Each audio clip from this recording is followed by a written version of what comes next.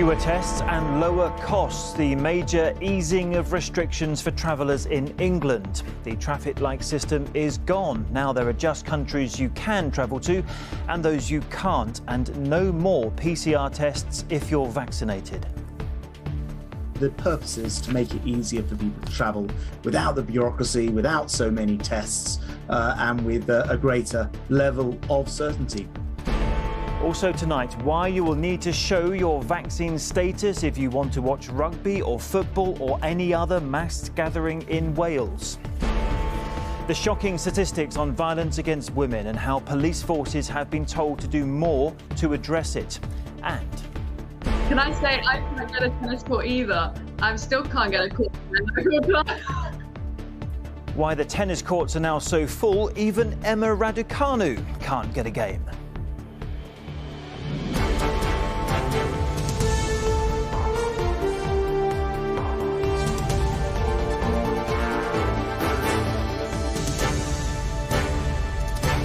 This is the ITV Evening News with Chris Shipp. Hello, good evening. The Transport Secretary has tonight announced another major change in COVID travel rules for England, one which he said would make holidays cheaper and easier for millions of people. The current traffic light system is being replaced by a single red list, and fully vaccinated travellers won't have to take a PCR test before returning. They will still need to take a cheaper lateral flow test, though, within 2 days of arriving home. Scotland, Wales and Northern Ireland set their own travel rules, but one airline warned that forcing double-jabbed people to take a test is unnecessary and would make travel less affordable than in the rest of Europe. Here's our political reporter Shihab Khan. It's been far from normal for the last 18 months or so, and the thought of a trip abroad to somewhere like here in Turkey has felt almost unimaginable for many. The government says it's now time for that to change, and today they set out new measures to make international travel easier.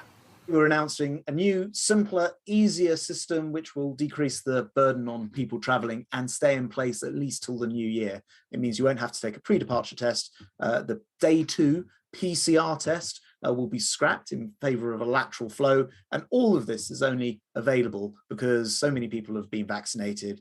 So what's changing? Well, the 3 travel lists, red, amber and green, will be slimmed down to just 2. A red list of 54 countries where travellers will need to quarantine in a hotel for 10 days, and a rest of the world list. 8 countries, including Turkey, Egypt and Pakistan, will be taken off the red list and will go on to the rest of the world list. There are also major changes to testing. If you're double jabbed, the 2 tests you need to do at the moment, one before travel and one after, costing around £70, will from next month be replaced with a single lateral flow test when you get back to England, which will cost around £20 instead. Unvaccinated passengers will still have to pay for PCR tests and will have to quarantine when they return from any destination.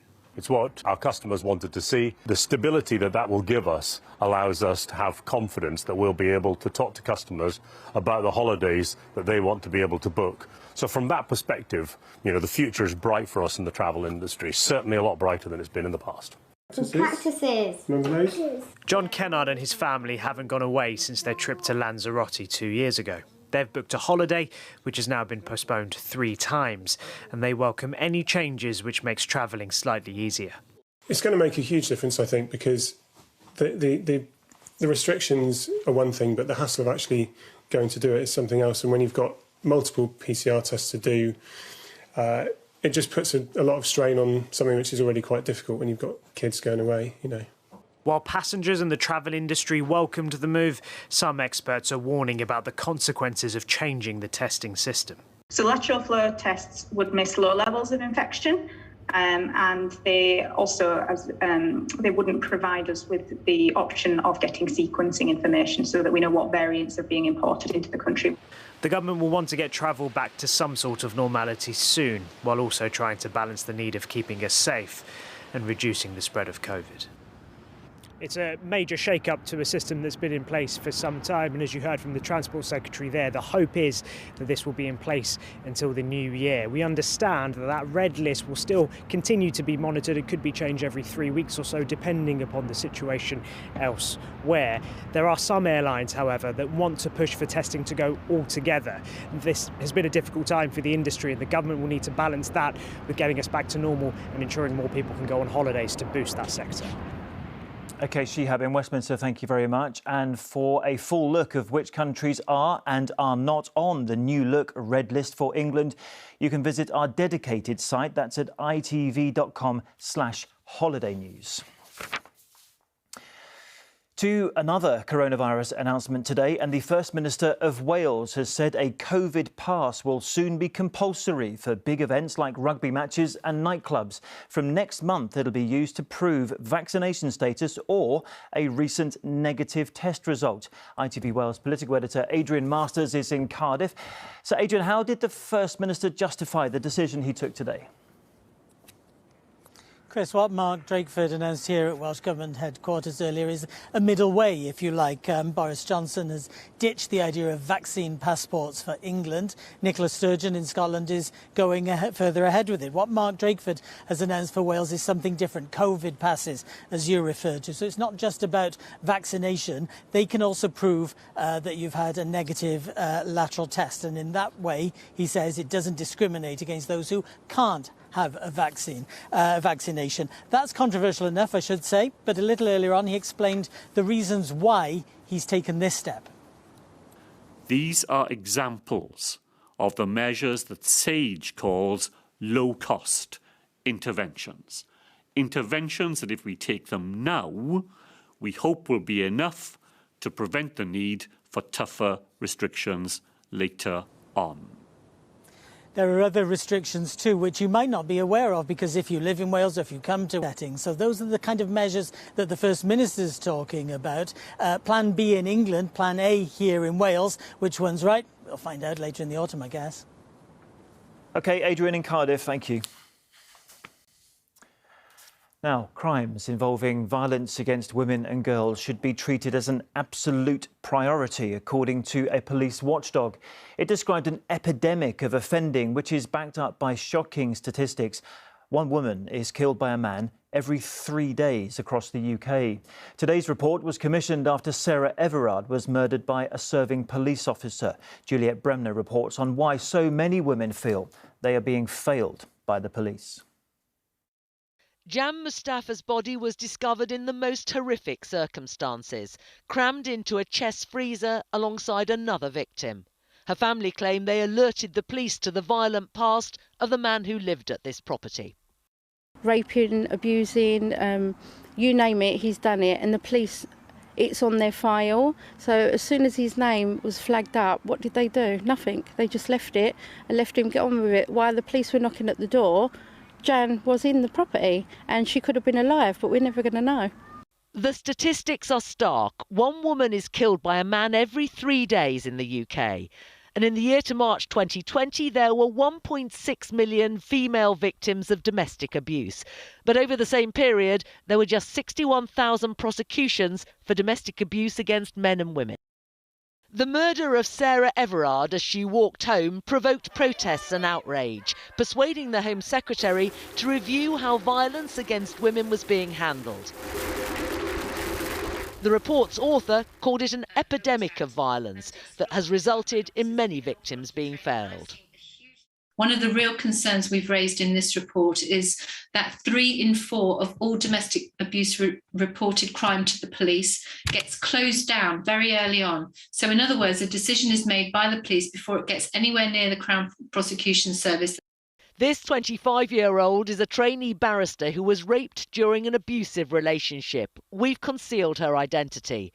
Despite going to the police, she's still waiting for charges to be brought 2 years later. How do these constant delays make you feel? I feel really upset that they've done this, and it's for other women as well. It's not just me. It's sad that this is the norm and not the exception. That it's just hurtful to know that they really don't care, because you wouldn't see those statistics in any other crime, ever. So it's hard not to say, It's about women and girls. Although police accept there's room for improvement, they say they can't do it alone, and everyone in society needs to recognise the problem. Juliet Bremner, ITV News. Some of the day's other news, and the Court of Appeal has ruled that under-16s can be prescribed puberty blockers for the purpose of transitioning genders without parental consent. The Tavistock and Portman NHS Trust, which runs the UK's only gender identity clinic, successfully appealed to overturn a High Court ruling from last year. Today, judges said doctors should be able to use their own judgment to decide whether a young patient can properly consent. And a judge in New York has ruled that Prince Andrew's US lawyer can be served with legal papers in America as part of ongoing arguments between the legal teams for the Prince and for Virginia Giuffre over how they can correctly serve the lawsuit on him. Ms. Giuffre is suing the Duke of York, claiming he sexually abused her. He has consistently denied her claims. Two men have appeared in court charged with the murder of the journalist Lyra McKee. The 29-year-old was shot dead more than 2 years ago during riots in Londonderry. Prosecutors allege the two defendants were with the gunman when he opened fire. Rupert Evelyn has sent this report from Derry. Almost 18 months after Lyra McKee was shot dead, we may be getting closer to finding out who was responsible. Two men, 21-year-old Jordan Devine and 33-year-old Peter Kavanagh, were arrested earlier this week. Now charged with her murder, today they face their first court hearing. The defendants appeared on a video link with Londonderry Magistrates Court as details of their alleged crimes were read out. They're also accused of possession of a firearm and ammunition with intent to endanger life, and along with a 20-year-old Joe Campbell, they're all charged with possession of and throwing petrol bombs and rioting. In April 2019, Lyra McKee was on the Cregan estate in Derry. It was a violent place that night, with petrol bombs flying through the air and gunshots aimed towards police. Lyra McKee was struck in the head. She'd been near a police Land Rover. When a volley of gunshots rang out, she was hit. Lyra had been visiting friends here on the Cregan estate that night. As a journalist, she was drawn towards the disturbances which had been sparked by police raids on dissident Republican addresses. She was observing the developing riot when she was fatally wounded. In a statement, Northern Ireland Secretary Brandon Lewis said, "This was an utterly senseless and shocking crime, and I applaud the continued work of the police to bring those responsible to justice. The tragic murder," he said, "was a reminder that a small minority of individuals continue to seek to cause harm to communities." The court heard from a lawyer who suggested there was zero sustainable evidence against Jordan Devine and that it was beyond belief that Peter Kavanagh was identified with the case. The judge granted all three bail, but they will remain in custody pending an appeal of that decision next week. Rupert Evelyn, ITV News, Derry. Still to come on the ITV Evening News, we've got news just out of a groundbreaking new COVID treatment for hospital patients, plus chorley cakes and hot pots. Well, what else would you serve up at the Lancashire town's first international summit?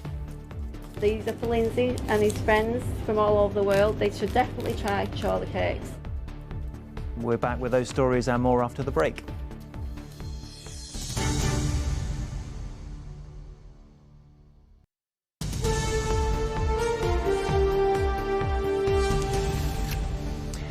Welcome back. A groundbreaking new coronavirus treatment will be available to vulnerable hospital patients as early as next week. Ronapreve is the first medicine of its kind to be signed off for use in the UK. It'll be offered to patients who don't have enough COVID antibodies. Our correspondent John Ray is with us now. John, this is very new news tonight. What do you know?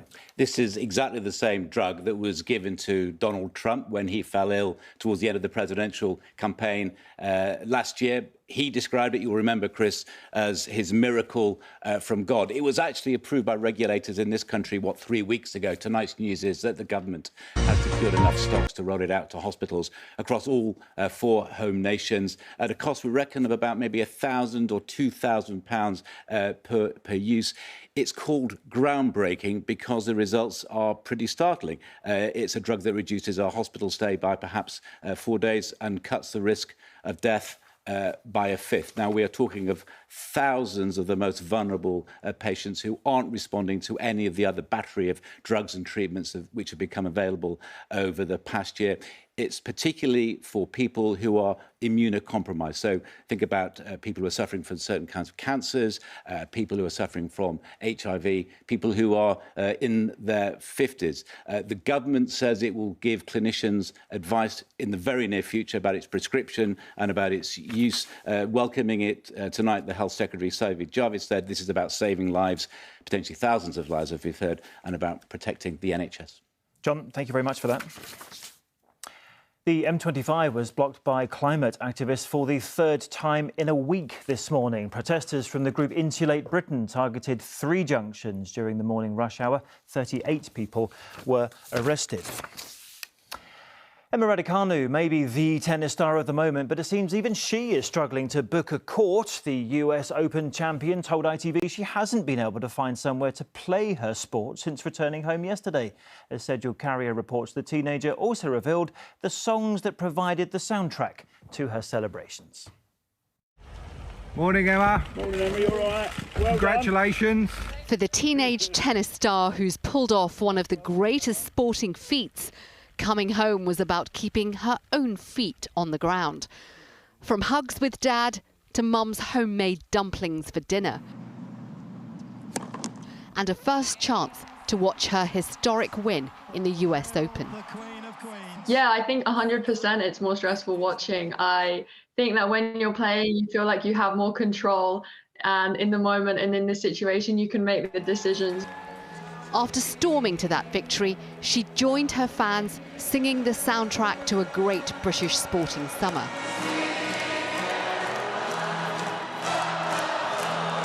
An anthem, she said, that rang out on her own team bus afterwards too.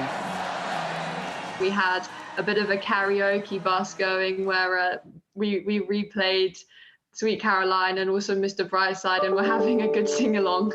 And what of the £1.8 million prize money?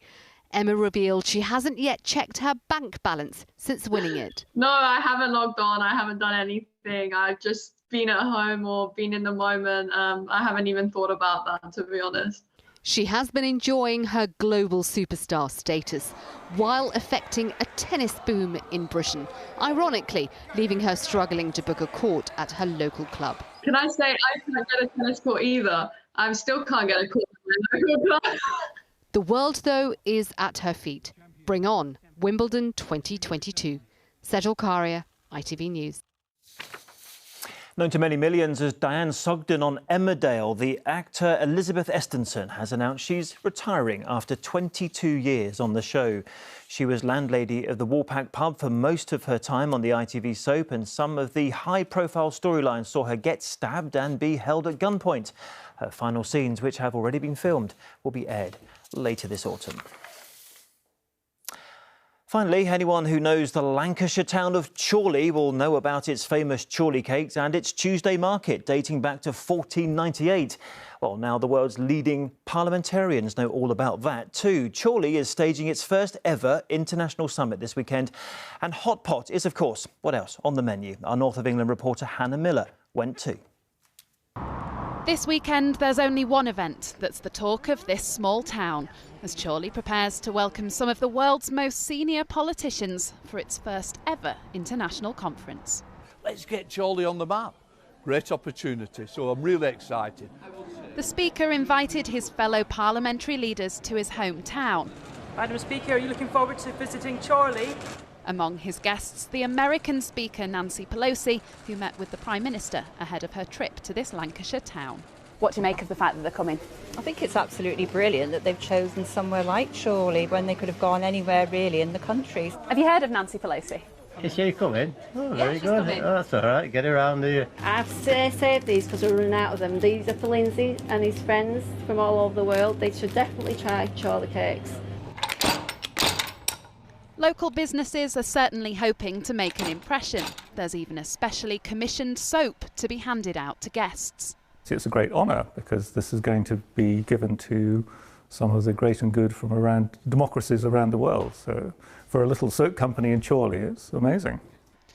For this 17th century country house, this weekend will be one of the biggest events in its 400-year history. How many portions on there then? So there'll be 8 from there. And the chef serving up a feast hopes to give a flavour of Lancashire cuisine. Definitely big, it's worldwide, isn't it? So yeah, there's a bit of pressure on. And I'm proud to be doing the event as well, so it's great. Yeah. From the sound system to security, preparations are all now in place.